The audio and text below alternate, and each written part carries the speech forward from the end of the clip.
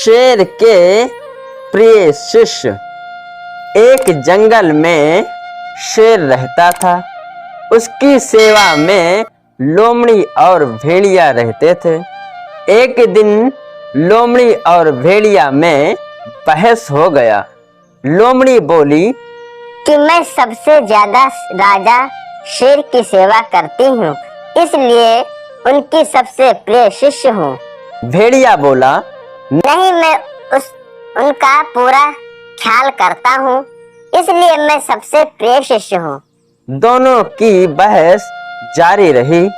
तभी वहां पर एक हाथी आया। दोनों को लड़ता देखकर बोला, अरे भाई, आपस में क्यों लड़ रहे हो? तुम क्यों नहीं जाकर शेर से पूछते कि हम दोनों में से कौन सबसे प्रिय है? दोनों के दिमाग में ये बात आई भी नहीं थी। लोमड़ी बोली, अरे हाँ हाथी दादा, तुम सही कहते हो। हम दोनों अभी जाकर शेर राजा से पूछते हैं कि आपका सबसे प्रिय शिष्य कौन है। फिर दोनों वहां से शेर के पास चल देते हैं। जब शेर के पास पहुंचते हैं, लोमड़ी कहती है, राजन, आज आप निर्णय कर दीजिए कि इन दोनों में से कौन आपका सबसे प्रिय शिष्य है। तभी भेड़िया बोला, हाँ राजन, मुझे भी यही उत्तर चाहिए। शेर बोला, तुम दोनों ही हमारे प्रिय शिष्य हो। लोमड़ी हमारी दाहिनी हाथ है तो तुम हमारे बायां हाथ हो, इसलिए तुम दोनों ही हमारे प्रिय शिष्य हो। पर इस उत्तर से दोनों संतुष्ट नहीं हुए। तभी भेड़िया बोला, नहीं राजन, हम दोनों में से किसी एक को चुनना होगा कि हम में से कौन सा आपको सबसे प्रिय लगता है। शेर बोला, अच्छा, तुम दोनों की यही इच्छा है तो ठीक है, पर सबसे पहले तुम दोनों को हमारा एक काम करना होगा। जो काम पहले करके आ जाएगा वही हमारा प्रिय शिष्य होगा। बोलो मंजूर है।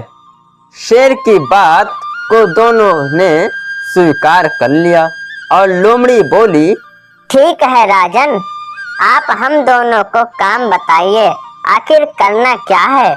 शेर बोला, तुम दोनों में से जो कोई जाकर आकाश से तारा तोड़ कर लाएगा वही हमारा प्रिय शिष्य होगा। शेर की यह बात सुनकर दोनों हक्का बक्का हो गए। तभी लोमड़ी बोली, राजन, आप यह क्या कर रहे हैं? भला क्या कोई आकाश से तारा तोड़ कर ला सकता है? यह तो संभव नहीं बल्कि असंभव है।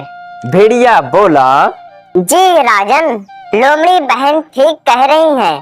कोई भला कैसे आकाश से तारा तोड़ कर ला सकता है?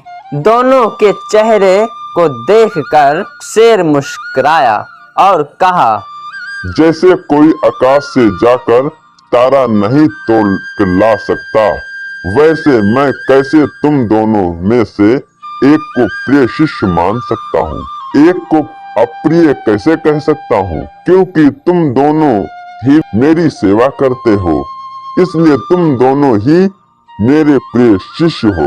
शेर की बात सुनकर दोनों को समझ में आ जाती है और फिर दोनों प्रेम पूर्वक शेर के पास शेर की सेवा करने लगते हैं। सीख।